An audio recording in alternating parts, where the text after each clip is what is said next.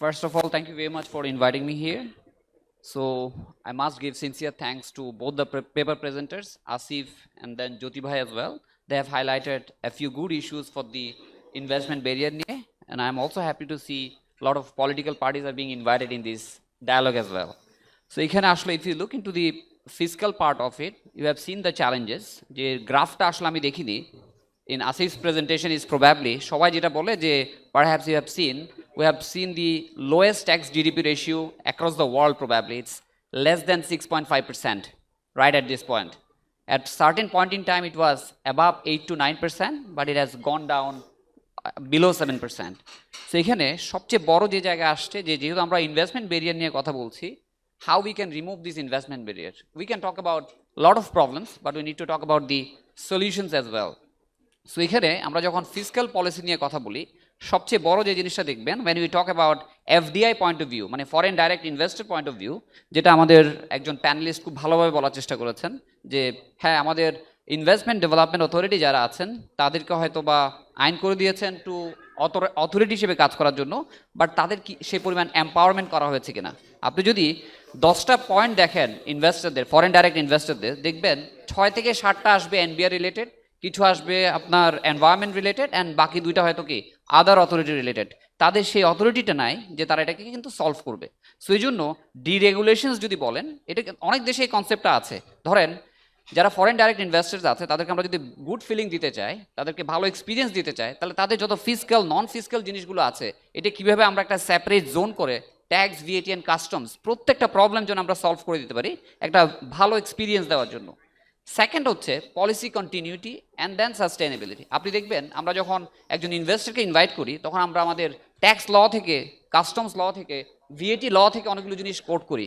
আপনারা যদি দেখেন 2019 সালে যখন নতুন আইন করা হয় তখন বলা হয়েছিল ভ্যাট আইনটা ইমপ্লিমেন্টেশনে, তখন আমরা অনেক জিনিস রেয়াত পাবো, কিন্তু যখন আস্তে আস্তে আইনটা ইমপ্লিমেন্টেশন হয় তখন আইনটাকে কাটতে কাটতে আমরা সেই 1991 সালের আইনে নিয়ে গেছি।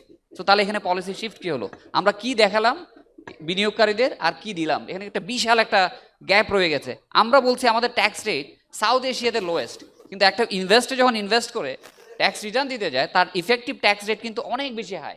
সো এই ক্ষেত্রে আমি মনে করি পলিসি কন্টিনিউটিটা খুবই ইম্পর্টেন্ট। অ্যান্ড দেন একটা ইনভেস্টর বাংলাদেশ থেকে চলে যাবে, যখনই সে ক্লিয়ারেন্স দিতে যাবে তখন তাকে বিভিন্ন অডিটে ফেলে দিবে যাতে তার এক্সিটটা ডিলেড হয়। আমাদের মিস্টার ইসরাফিল খসরু কিন্তু এটা বলার চেষ্টা করেছেন যে আউটওয়ার্ড রেমিটেন্স, বিশেষ করে তারা সার্ভিস ফি বা যে জিনিসগুলো নিতে চায় এই জিনিসগুলো যদি তারা ঠিকমতো নিতে না পারে, সে যদি ইন্ডিয়া থেকে নিতে পারে, ভিয়েতনাম থেকে নিতে পারে, ইন্দোনেশিয়া থেকে নিতে পারে, বাংলাদেশে কেন আমরা তাকে বাধা দিব? সেই বাধা দিলে কিন্তু সে কিন্তু কি খুব খারাপ ফিল করবে। এবং সবচেয়ে খারাপ যে জিনিসটা, যে আমরা হয়তো ইনভেস্টার আনার দিকে মনোযোগ দিচ্ছি, বর্তমানে যারা ইনভেস্টার্স আছে তাদের যদি একটা ব্যাড ওয়ার্ড অফ মাউথ হয়, সেটা লোকাল হোক বা ফরেন হোক, আপনি কিন্তু ভালো ইনভেস্টার আনতে পারবেন না। কারণ যখনই আপনি একটা ব্যাড ওয়ার্ড অফ মাউথ হবে তখন বলবো যে হ্যাঁ ঠিক আছে, you might have the brilliant policies, best policies in the world, but এক্সিকিউশনে তোমাদের খুব খারাপ অবস্থায় আছে। সো এই জন্য আমরা মনে করি এই জায়গায় যদি আমরা গুরুত্ব না দিই তাহলে কিন্তু আমরা ফরেন ডাইরেক্ট ইনভেস্টমেন্ট অ্যাট্রাক্ট করতে পারবো না। এখন আমরা আসি এবার ফিসক্যাল পলিসির যে ডেফিসিটটা আছে এই জায়গায় আমরা যদি যাই তাহলে দেখবেন আমাদের সবচেয়ে বড় জায়গা কোথায়। সবচেয়ে বড় জায়গা হচ্ছে আমাদের, দেখবেন কিছুদিন আগেও রিপোর্ট হয়েছে এবং এই সেশনেও রেখেছে, সেটা হচ্ছে আমাদের size of the informal economy. আমাদের এই কিছুদিনের স্ট্যাটিস্টিক্স বাংলাদেশ ব্যাংক থেকে যেটা দিয়েছে 72% হচ্ছে ক্যাশ ড্রিভেন ইকোনমি, 72%। তার মানে আমার ইকোনমির যদি 2/3 যদি বেশি যদি ক্যাশ ড্রিভেন হয় তাহলে তো আপনার ট্রেসেবিলিটি থাকবে না। ট্রেসেবিলিটি যদি না থাকে তাহলে কি হচ্ছে, আলটিমেটলি গিয়ে আমি যদি অনেস্ট ট্যাক্স পেয়ার হই, আমি যদি সব দেখাই, তাহলে বাকি যারা আছে তারা কিছু না দেখিয়ে পার পেয়ে যাবে এবং একটা লেভেল প্লেইং ফিল্ড হবে না। তার মানে একটা ব্যবসায়ীর সাথে আরেকটা ব্যবসায়ীর কিন্তু সিরিয়াস ডিফারেন্স হবে। এবং যার কারণে কি হচ্ছে, আজকে আপনার এই ক্যাশ ড্রিভেন ইকোনমির জন্য আজকে আপনার যারা অনেস্ট ট্যাক্স পেয়ার আছে তারা বারবার অডিটে সিলেক্ট হচ্ছে, তাদের ট্যাক্স রেটে কিন্তু হায়ার হয়ে যাচ্ছে। সো আমি মনে করি সবচেয়ে বড় চেঞ্জ যেটা দরকার সেটা হচ্ছে কি আপনার এই ক্যাশ ড্রিভেন থেকে। শুধু একটা স্ট্যাটিস্টিক্স আপনাদেরকে বলতে চাই, গত 3 বছর আগে যখন ট্যাক্স পলিসি করা হয়েছিল তখন একটা শার্প ডিফারেন্স রাখা হয়েছিল যে একটা কোম্পানি যদি ক্যাশলেস হয় তাহলে তার ট্যাক্স রেটে সে 2.5% কর ছাড় পাবে। এটা কিন্তু গত 3 বছর ধরে আসছে, হঠাৎ করে এবছরের ফিসক্যাল পলিসিতে দেখলাম এটা উঠিয়েই দিয়েছে। বাংলাদেশ ব্যাংক চাচ্ছে ক্যাশলেস, আর এনবিআর এর ট্যাক্স পলিসি হচ্ছে কি তুমি আরো ক্যাশে করো, আরো ক্যাশে করো। সো এইভাবে আমরা যদি ইনভার্স ওয়েতে যেতে থাকি তাহলে the honest tax payer will suffer the most in the country. And then আমরা যদি এখানে যাই, সবচেয়ে বড় যে জায়গায় যে আমরা গলা ফাটায় বলে ট্যাক্স জিডিপি লো, সব জায়গায় আমাদের কালেকশনস ড্রপ হয়ে যাচ্ছে, কিন্তু এটা রুট কজটা কোথায়? রুট কজ যদি দেখেন তাহলে দেখবেন ওই যে যারা ট্যাক্স নেটে আছে তাদের উপরে প্রেশারটা কিন্তু বারবার বাড়ছে। আপনি গ্রোথ সেন্টার বলেন, আরবান এরিয়াগুলো বলেন, সেমি আরবান বলেন, যেখানে যাবেন দেখবেন হিউজ লেভেলের কিন্তু ইনভেস্টমেন্টস হচ্ছে, কিন্তু আলটিমেটলি গিয়ে ওই সমস্ত ব্যবসায়ীরা আসলে কি কর দিচ্ছেন? এখানে একটা চিকেন অ্যান্ড এগ সিচুয়েশন আছে। আজকে একজন একটা স্ট্যাটিস্টিক্স দেখাচ্ছিলেন যে আইএমএফ বলছে যে আমাদের গ্রোথ প্রজেকশনস এরকম হবে, ইন্টারেস্ট পেমেন্টটা এতটুকু হবে।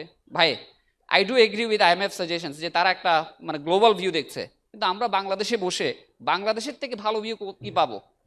কি ভালো ভিউ আমরা দিতে পারবো? কারণ আপনি যখন আইএমএফ এর সাজেশনস দেখবেন, এবার দেখবেন প্রত্যেক ব্যবসায়ীর উপরে মিনিমাম ট্যাক্স দিয়ে দিয়েছে 1%। 1%, মানে তার লাভ হোক আর লস হোক, বলো 1% দিতে হবে। আইএমএফ বলছে আগে ভ্যাট দিতে হতো 5%, ট্রেড ভ্যাট দিতে হবে 7.5%। তাহলে দেখেন সমস্যাটা কোথায়? সমস্যা হচ্ছে ভ্যাট বাড়ান বা এক রেটে আনেন, সমস্যা না। প্রবলেম হচ্ছে যিনি কি ট্রানজ্যাকশনসটা দেখাবেন তাকে 7.5 দিতে হবে, আর যিনি দেখাবেন না উনি 0%। যিনি দেখাবেন উনাকে 1% দিতে হবে, ক্যাপিটাল থেকে দিচ্ছে। ব্যবসায়ীদের বেদনাটা হচ্ছে কি, এটা তারা কিন্তু আউট অফ ক্যাপিটাল। আজকে আপনি যেখানে যান, যে ইস্যুসগুলো যান, যখন তাকে আপনি ক্যাপিটাল নিয়ে কথা বলবেন, হাই কস্ট অফ ক্যাপিটাল কেন? ইন্টারেস্ট রেটটা অনেক হাই। তো আমরা যদি এখানে যাই যে আমরা যদি দিনের শেষে গিয়ে আমরা যখন ব্যবসায়ীদের সাথে কথা বলি, they are suffering on high interest rate. And high interest রেটটা কেন? কারণ সেন্ট্রাল ব্যাংকের মনিটারি পলিসির জন্য। আচ্ছা, সেন্ট্রাল ব্যাংক তো মনিটারি পলিসি সাপোর্ট দিয়েছে, আমরা আমাদের যারা রাজনৈতিক নেতৃবৃন্দ আছেন তাদের কাছ থেকে এটা শুনতে চাই যে মার্কেট মনিটরিংটা যদি আপনারা স্ট্রং করতে না পারেন, যতই পলিসি সাপোর্ট দেন, আলটিমেটলি গিয়ে ব্যবসায়ী এবং সাধারণ জনগণের উপরে ইনফ্লেশনটাকে আপনারা কখনোই কমাতে পারবেন না, এবং দিনের শেষে গিয়ে আমরাই কিন্তু সবচেয়ে বেশি গিয়ে খারাপ অবস্থায় থাকবো।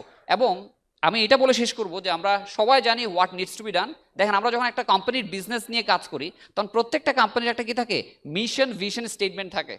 এই মিশন অ্যান্ড ভিশন স্টেটমেন্টের সাথে গোল থাকে, গোলের সাথে স্ট্র্যাটেজিক ইনিশিয়েটিভসগুলো থাকে। আমি মনে করি যে সামনে যে পলিটিক্যাল গভর্নমেন্ট আসবেন তাদের যদি ভিশন বা আমি যদি এবং গোল সেটিং এবং স্ট্র্যাটেজিক ইনিশিয়েটিভসগুলো থাকে, একটাই রিকোয়েস্ট থাকবে যে আপনারা দয়া করে কোঅর্ডিনেশনটা একটু ঠিক রাখেন। খালি আমাদের মতো ফুটবল মাঠের মতো কি বল ঠেলাঠেলি করে লাভ হবে না, এক কোর্ট থেকে আরেক কোর্টে আপনারা পাঠিয়ে দিবেন। আমরা চাই সেন্ট্রালি কোঅর্ডিনেটেড একটা পলিসি, যেখানে সবাই মিলে এই বাংলাদেশের জন্য আমরা একসাথে কাজ করব। আমরা ডেভেলপমেন্ট পার্টনারদের সাথে কথা বলবো, তাদের সাথে বার্গেন করব, নেগোশিয়েট করব for the sake of people of Bangladesh. Thank you very much.